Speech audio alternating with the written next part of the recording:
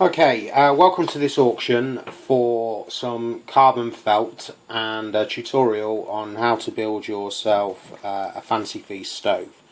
Fancy Feast stove is not my design. This was invented by a chap in the States called Zelf, and sadly Zelf no longer ships to the UK, so I thought we'd do a quick demonstration on how to build this. It's quick and easy, so we'll put this aside, just go through the tools that you will need to utilise the carbon felt that you buy in the auction.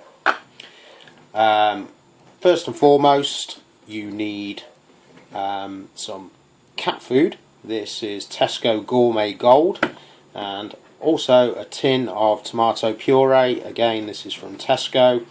I think these are 40p. These are a dozen for £4.50, so cheap enough. You'll need a marker pen, a craft knife if you want to trim the felt, and we'll come on to that in a moment. A straight edge, again for trimming if needed, a pair of scissors, and a hole punch. This is a single punch. A standard double paper punch will be fine as well, and also a DVD case. Okay, so first off, put this in the cat or the dog and take the lid off this. Now, what you want to do is when you cut the top off, use your tin opener in the normal vertical position, take that away and clean it out, obviously, rinse it under the tap. This stuff's great dehydrated if you've got a dehydrator for making meals. And then what we're going to do is we're going to mark the can and cut it to size so that you end up with the right height lip above your stove. In order to do that, all you need to do is put the DVD on top of the cat food can. Take your pen and just turn it around and run a line. Okay, and you should find that the line will go on the Tesco one just under this nutrition line, which is a handy thing so you know you've got it right. When you cut the bottom off the can, you want to use your tin opener in the other direction so that you actually take the lip off as well. So use it in the horizontal position, cut round, and you will end up with something that looks like that. So you've still got the rim intact at the top, which will form your pot stand, so it's nice and stiff and reinforced, and on the bottom you've removed it completely. So all you're going to do then is take a pair of scissors and just cut down to your line. And take a bit of care here, I'm doing this quickly for expedience, but you want this straight, otherwise you'll end up with a wonky pot support and your pot will be tilted, and that's no good. Okay, so you've done that and you're now left with, let's put that aside. Done the same with your cat food, and all I would suggest with the cat food, once you've opened it, you'll see there's a little bit of a lip that sticks out where the pull thing was. Just run a spoon, back of a spoon, all the way around the can just to flatten that. You don't have to, but just for safety's sake and sharps, etc. So then you can see this is how it's going to stack together, and you're going to have the carbon felt inside. But before we do that, we need to make some weep holes for the fuel to come through the bottom, and all you need to do is just, you can actually see on your punch where it comes out, you just want to take a half moon and just put a few of those in all the way around, just to let your fuel pass through. Okay, the other important thing, once this stove's assembled, obviously you'll drip your meths in here, which will soak into the carbon felt which is around the edge, and then you'll put your pot on top as a pot stand. That can create a pressure build up, and if you've got a lot of meths in there, then it's going to start flaring. You don't want that, so the next thing to do is turn the can to the lip, put it all the way into your hole punch, and this works out handily at just the right size. And I just go round and put 3 holes in the top of there. You might want to measure it to make sure they're even. To be honest, the position's not really important so long as they're reasonably evenly spread, and then that will stop any pressure build up. Okay, so essentially that's it. It's really quick, it's really easy. So we'll go ahead now and assemble the stove. All you need to do is take your carbon felt,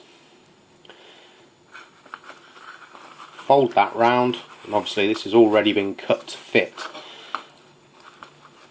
Now, once the stove's assembled, the height that the felt protrudes governs how intense the burn is, it governs fuel efficiency, etc.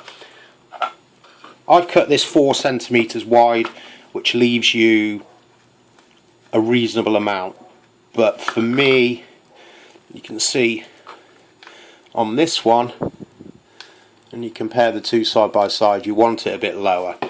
The felt is really easy to trim. Literally just take a straight edge, pop it on, and trim 1/8 of an inch with a craft knife. Comes off nice and easy. Go back to your pot, drop that in,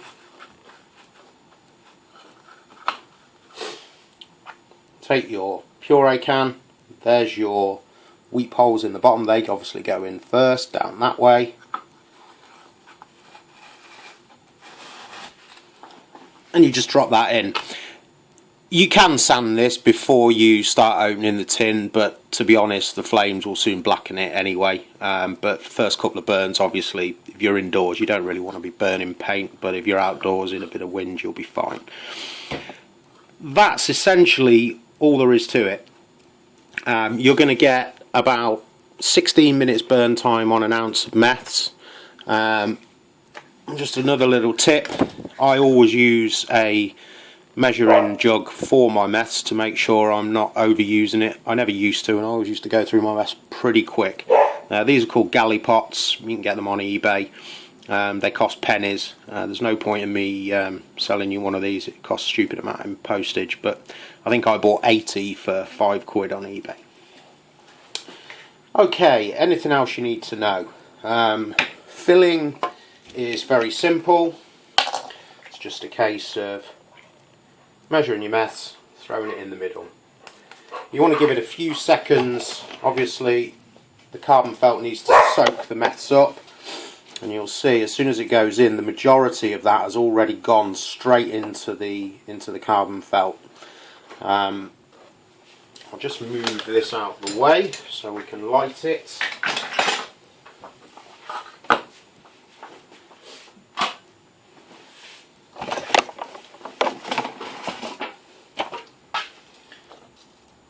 This is my Gucci aluminium foil base plate.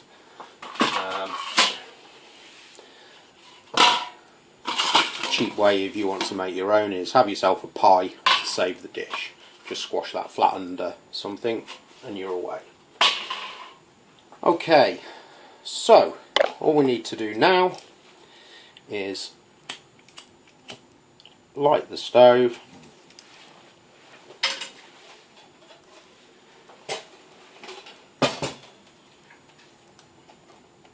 The first burns always takes a little while for it to bloom, but once it's bedded in, it's much better.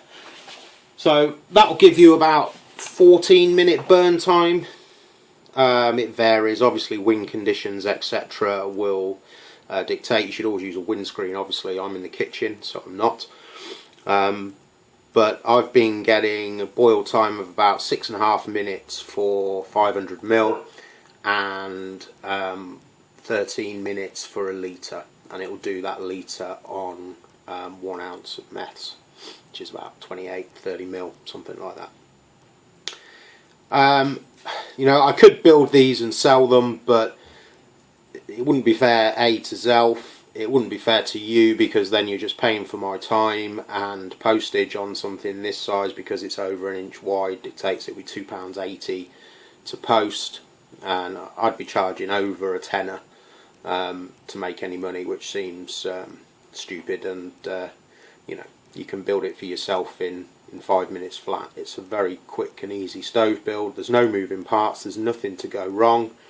It's extremely light. In fact, I'll just go and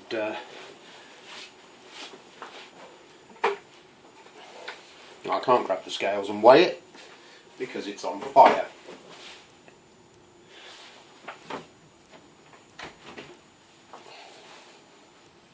Try and get you a shot of the flame pattern. You can see there, I hope you can make that out in this light, but it's a very nice pattern. That pot support is a bit wonky because I was cutting rather quickly with the scissors, but obviously yours will be nice and straight and flush. But they're a superb stove. They're ultra light. I've used pretty much every mess stove on the market. I've got the Snow Peak titanium set, I've got Caldera cones, Trangiers, honey stoves with various burners in, but this is now my go-to stove. It's a superb bit of kit. It's efficient, it's light, there's nothing to go wrong with it, and it's an easy carry. If you want an effective windscreen, I've got titanium windscreens in my other auctions, which are superb for use with this stove. Okay, so thanks for tuning in, and I look forward to sending one out to you. Cheers, bye bye.